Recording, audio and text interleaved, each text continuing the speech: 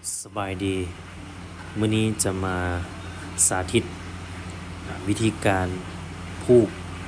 บัญชีเนาะบัญชีเลขบัญชีเทรดเข้าไปในเทรดใน MT5 เป็นบัญชีเดโมเนาะอันนี้เนาะเราอยากลองเป็นเดโมเนาะเราสามารถแอดเข้าไปได้เนาะก่อนอื่นหมดละแม่นให้ทุกคนเข้าไปบน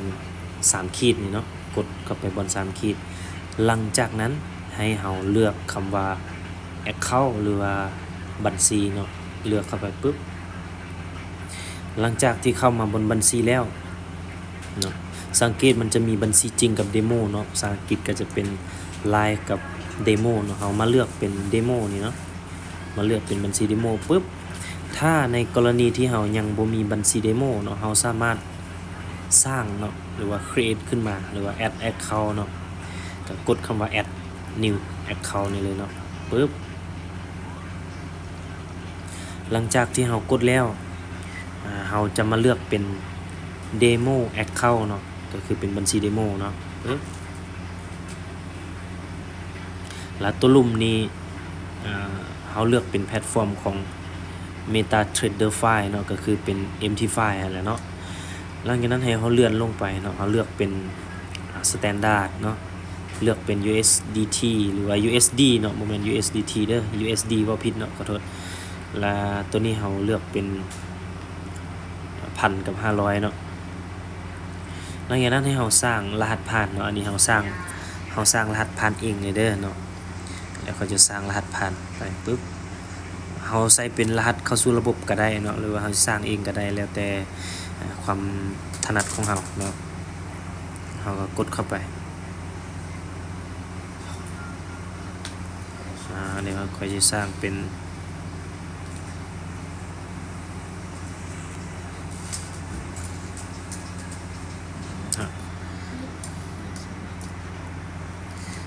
แล้วก็คอนเฟิร์มเข้าไปเนาะ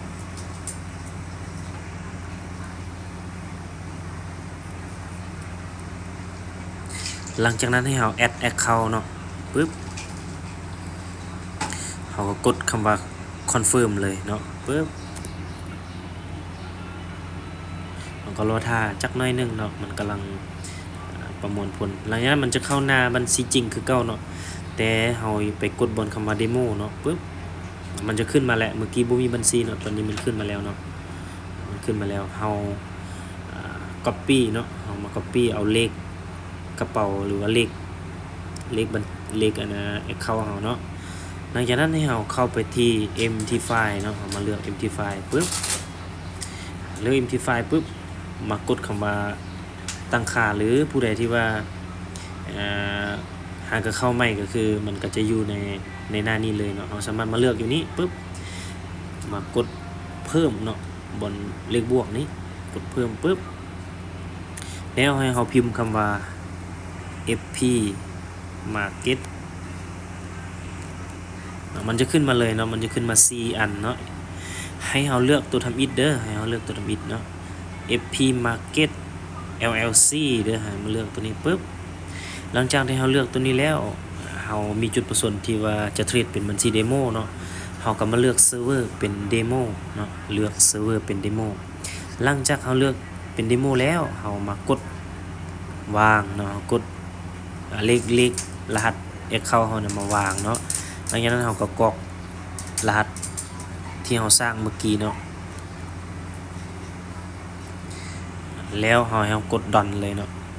ปึ๊บเงินก็จะเข้ามาเลยเนาะ100,000 เนาะแต่ว่าเป็นเงินเดโมเนาะเราสามารถเอาไปเทรดได้เลยเนาะก็คือสมมุติว่าเราจะเทรดเนาะแต่ก่อนอื่นอย่าลืมไปปรับตัวนี้ก่อนเนาะถ้าว่าผู้ใดยังบ่ได้ปรับมาปรับตัวนี้เนาะให้เขาเข้าบนราคานี่เนาะตัวนี้เนาะตัวทำอิฐปึ๊บเขาราคามันมีหลายสกุลเงินเนาะเรามาคลิกคำบนฮูบิกนี้ปึ๊บวันนึงแล้วก็มาเลือกลบที่หมดเนาะลบที่หมดปึ๊บ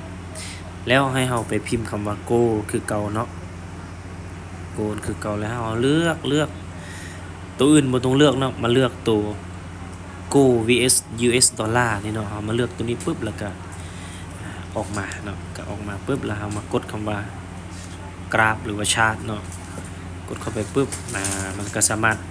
ซื้อขายได้แล้วเนาะถ้าบางคนว่าเป็นหยังมันคือว่าบ่เห็นบ่อนซื้อขายเนาะอย่าลืมเนาะมากดอยู่นี่เด้อสองอันอยู่นี่เนาะนี่เนาะมันจะขึ้นมาแล้วสมมุติค่อยสิขายเนาะค่อยเป็น 0.09 เนาะค่อยกดซื้อเนาะแล้วมันจะบอกให้เรายอมรับว่าเราต้องการซื้อโน่นนี่นั่นบ่เนาะเราก็มาอ่านนานๆแล้วเราก็มายอมรับอยู่นี่ปึ๊บแล้วก็กดยอมรับไปเลยเนาะแล้วเรามากดซื้อเนาะหลังจากที่เราซื้อแล้วเรายังเห็นว่าเราสิได้กำไรหรือว่าเราสิลุกทุนเนี่ยเราเบิ่งอยู่ไสเนาะเรามาเบิ่งอยู่บนคำว่าการซื้อขายนี่เนาะปึ๊บเราจะเห็นแล้วว่าตอนนี้ค่อยซื้อไป 0.09 ได้กำไรประมาณ1เหรียญเนาะสมมุติว่าเราอยากซื้อเพิ่มเด้หรือว่าอยากออเดอร์เพิ่มเราก็สามารถออเดอร์ได้ปึ๊บเนาะออเดอร์เพิ่มได้เด้อเนาะแล้วเราก็มาเบิ่งคือเก่าเนาะมาเบิ่งคือเก่าเราติดลบมันก็จะเห็นว่าติดลบอยู่นี่ถ้าเราบวกมันก็จะเห็นว่าบวกอยู่นี่แล้วในกรณีที่เราอยากปิดออเดอร์ได้เฮ็ดจังได๋บ่ฮู้เนาะถ้าอยากปิดออเดอร์เราสามารถปิดอยู่นี่เนาะปิดสถานะปึ๊บปิดตัวสีเหลืองนี่ปุ๊บมันก็ปิดเลยเนาะ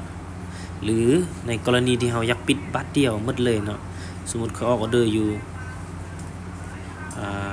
ขอออเดอร์อยู่1 2 3 4 5 6ขอออเดอร์อยู่6ออเดอร์เนาะแล้วตอนนี้มันกำลังบวกเนาะสมมุติว่ามันกำลังบวกเขาอยากปิดบัตรเดียวเลยปิดหมดบัตรเดียวเลยเนาะเฮ็ดจังได๋เนาะมีวิธีเด้อเนาะก็คือเฮากดจึงเข้าไปบัตรนึงเนาะแล้วให้เฮามาเลือกตัวสุดท้ายเนาะคำสั่งปิดจำนวนมากนี่เนาะเฮาก็กดเข้าไปปึ๊บปิดสถานะทั้งหมดเนาะกดปิดไปเลยปึ๊บมันก็จะปิดทั้งหมดให้เฮาเนาะแล้วก็เฮาจะมีประวัติให้เฮาเบิ่งอีกว่าเฮาเทรดนี่เฮาติดลบแนวใดเนาะสมมุติว่าเฮาเวลาเฮาปิดไปแล้วเนาะเฮาอยากเทรดใหม่เฮาก็มาเข้าหน้านี้คือเก่าเนาะ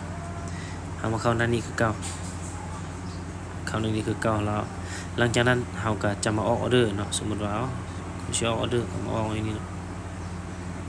สมมุติว่าใครสิซื้อซื้อปึ๊บหลังจากที่เฮาออเดอร์แล้วเฮาก็มาเบิ่งอยู่บนการซื้อขายนี่เนาะมันจึงเห็นว่าเฮาติดลบหรือกำไรเท่าใดเนาะมันจะอยู่นี่หมดเนาะเวลาเฮาบวกมันก็อยู่นี่เวลาเฮาติดลบมันก็อยู่นี่เนาะ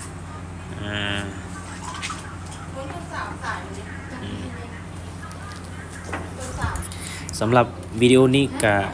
จะจบไว้เพียงเท่านี้เนาะเจอกันวิดีโอหน้าเด้อสำหรับผู้ใดมีคำถามหยังก็อย่าลืมเนาะอย่าลืมทักมาถามหรือผู้ใดบ่กล้าถามก็คอมเมนต์ถามก็ได้เนาะเดี๋ยวเขาจะมาตอบให้เนาะหรือผู้ใดที่ว่าสมัครแล้วบ่ผ่านทักหาเด้อทักหาเนาะ